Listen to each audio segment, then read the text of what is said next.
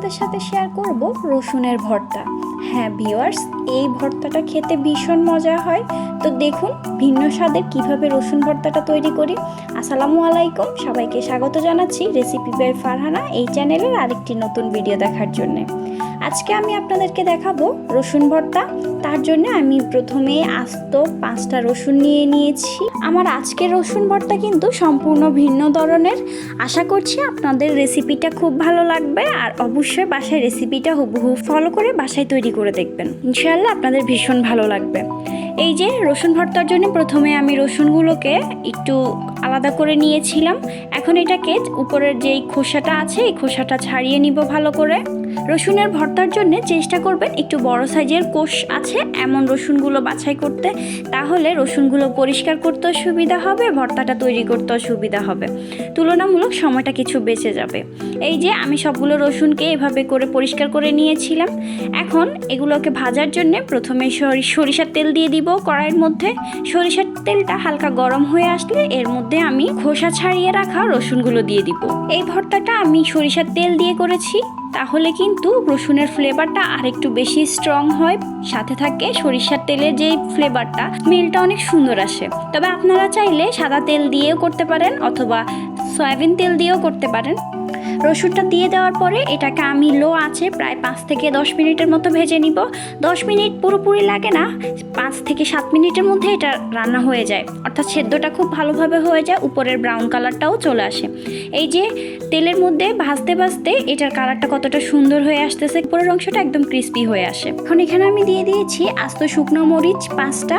যেহেতু রসুন একটা ঝাঁঝালো জিনিস, তার উপরে মরিচটা অবশ্যই বুঝে শুনে অ্যাড করবেন, কতটুকু ঝাল খেতে পছন্দ করেন সেই অনুসারে দিবেন। এই যে 2 থেকে 3 মিনিট পরে রসুনের কালারটা ঠিক এরকম এসেছে, দেখুন কতটা সুন্দর হয়ে আসে। এভাবে একটু বেশি তেলে যদি রসুনটা ভাজা হয় তাহলে উপরের অংশটা একটু সুন্দর ক্রিস্পি হয়।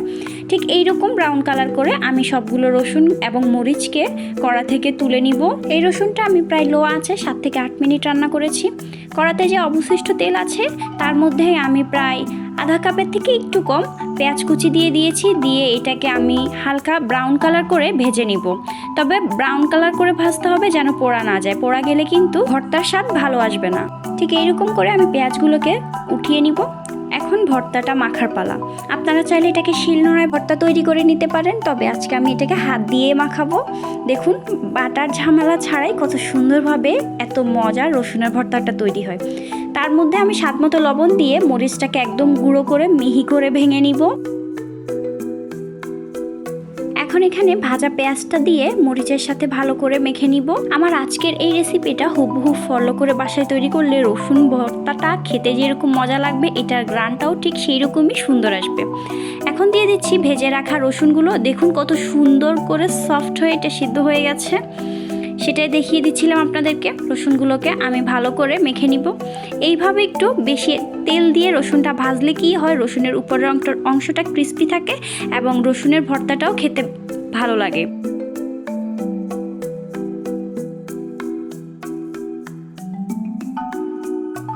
রসুন এবং মশলাকে ভালো করে হাত দিয়ে মেখে নিয়েছি।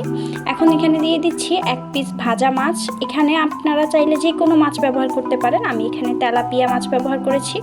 রুই কাতলা যে কোনো মাছই ব্যবহার করতে পারেন, তবে তার থেকে কাঁটাটা ফেলে দিবেন। এভাবে করে মাছটাকে লবণ এবং হলুদ দিয়ে তেলের মধ্যে ভেজে নিয়েছিলাম। এখন এটাকে রসুন এবং মশলার সাথে ভালো করে মিক্স করে নিব কাঁটাটা বাদ দিয়ে। এ পর্যায়ে লবণটা আপনারা একটু চেখে দেখবেন, যদি লবণের প্রয়োজন পড়ে তাহলে আপনারা একটু লবণ অ্যাড করে নেবেন। এই যে আমার রসুনের ভর্তা তৈরি হয়ে গেছে। রেসিপিটা হুবহু ফলো করে বাসায় বানিয়ে দেখবেন, ইনশাআল্লাহ আপনাদের খুব ভালো লাগবে। রেসিপি বাই ফারহানা এই চ্যানেলের ভিডিওগুলো যদি আপনাদের ভালো লাগে তাহলে প্লিজ চ্যানেলটিকে সাবস্ক্রাইব করে আমার পাশে থাকার অনুরোধ রইল।